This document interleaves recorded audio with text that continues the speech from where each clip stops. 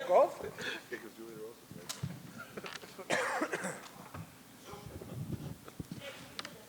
Can I have this? Yeah.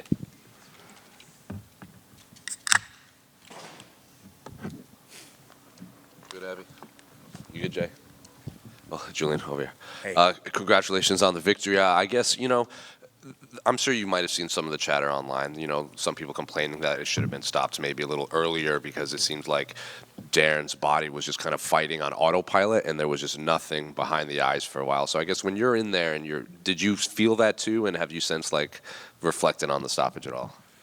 I don't have my phone on me, so I didn't really see any of the comments or anything. But yeah, when I was in the cage, it was like there was multiple times where I had him hurt, and I felt like I just needed to be patient. That was really kind of the name of the game of this fight, was just be patient, because Darren Elkins is a tough guy who can give you a fight for 15 minutes, even if he's close to being done. So just wanted to be patient. But I did see he already looks kind of cross-eyed, so, and I hate to say that, or I'm not making fun of him or anything, but after hitting him a couple of times, I couldn't tell if it was just his natural look or if he was off balance. You've seen Darren Elkins fight, everybody has, and he always seems to be wobbling anyway. So I don't know if it's if he's hurt or if he's just naturally wobbling. And but there were some shots that I landed with him on him that maybe would have taken other people out. So I got to rewatch the fight back and see how many shots were on the ground, but I know it was more than 10. So and they were all clean, and some elbows as well. So and that up kick too.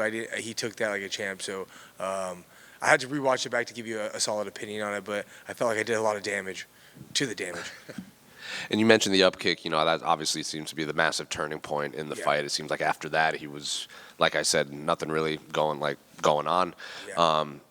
Obviously you're throwing that with purpose, but to land that, it seems like 2-3 follow-ups back to back. So I guess just walk me through that sequence, because you don't see a lot of up kick rocks like that. Yeah, I'm one of the guys in the gym that that uses that to his advantage. I'm nothing but extremities. I'm arms and legs, and so off my back, that's such a dangerous weapon. You see guys, Nico Price is really good at it.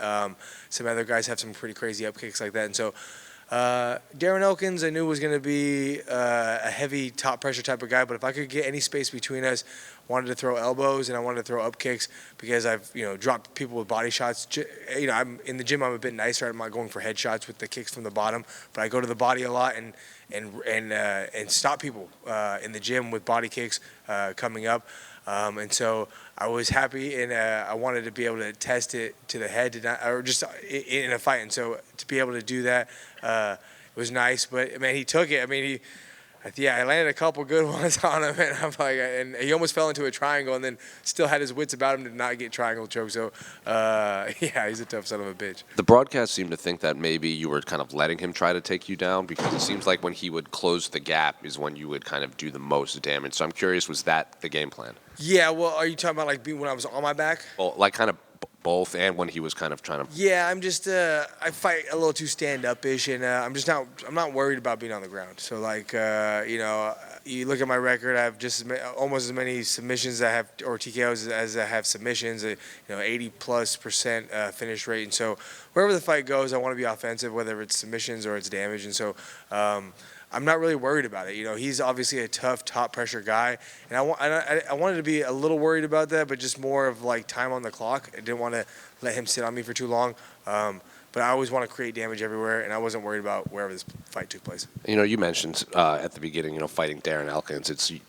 He can come back. We've seen him come back. That Bektic fight, he was losing 2 rounds pretty handily, and then he head kicked him. So when you're in there and you are connecting with these up kicks, and like I said, you can't tell if he's rocked or not. What is it like to put that much damage on someone and him still trying to just fight back?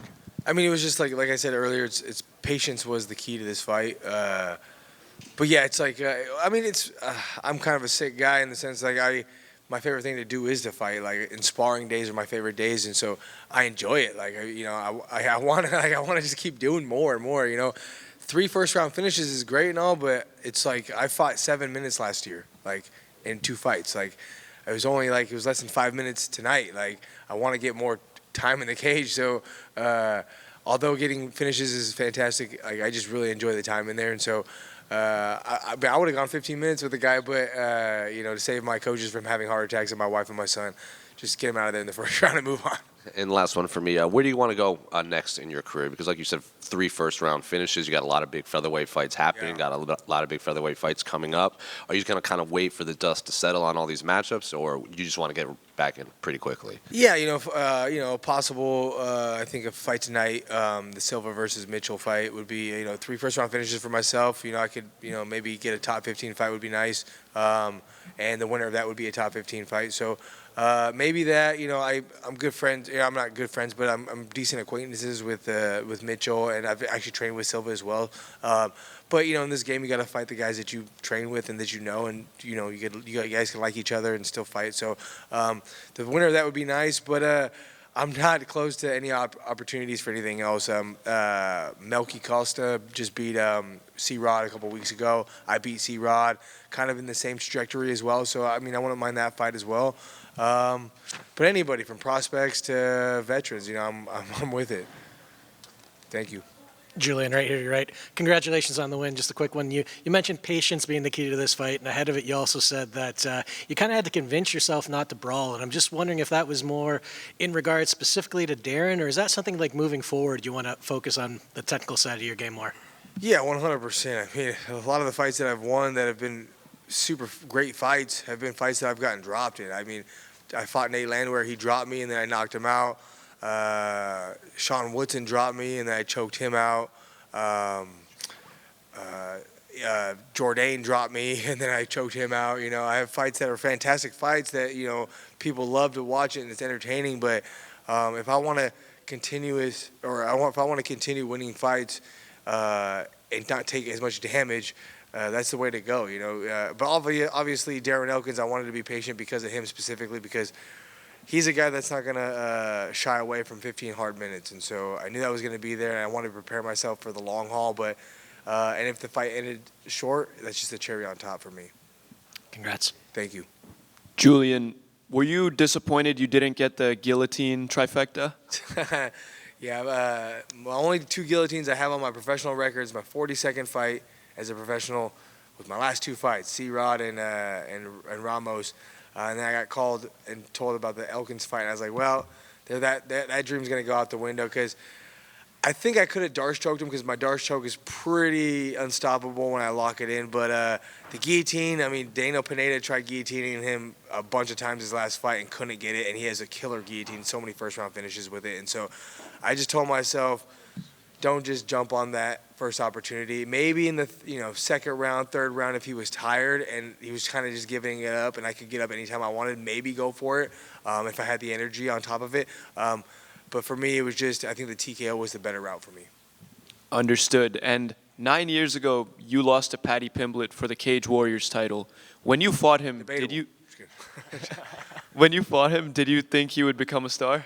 Yeah, he was he was the next best thing at Cage Warriors at the time. He had all the hype. I actually had no idea who he was, because obviously from a different country. But yeah, I think a lot of people think I won that fight anyways. But I knew he would be good. He was young. I think I really tested his youth at the time. I was a bit older and had more experience than he did, and I think the first guy he fought that had that grit, had that dog in him, and I really made him, I think, second guess fighting. I think he wasn't really fighting. Right after I fought him, he kind of seemed to take bigger gaps in between fights. And so, but yeah, I'm happy to see that he's doing well. There's no animosity or no, hard feelings between each other. We were just talking earlier. And so, as you get older and more mature in the sport, you start to respect the guys that you have fought. And for me, anybody I fight, whether I win, lose, or draw, I want them to become the next champion, because it just puts it better on your own career, puts a better name on your own career. I fought Paddy years ago. If he becomes the lightweight champion, people go watch that fight and see that I did fantastic and arguably won that fight myself. And so, good on him. Thank you. Of course. Thank you so much, guys. Appreciate it.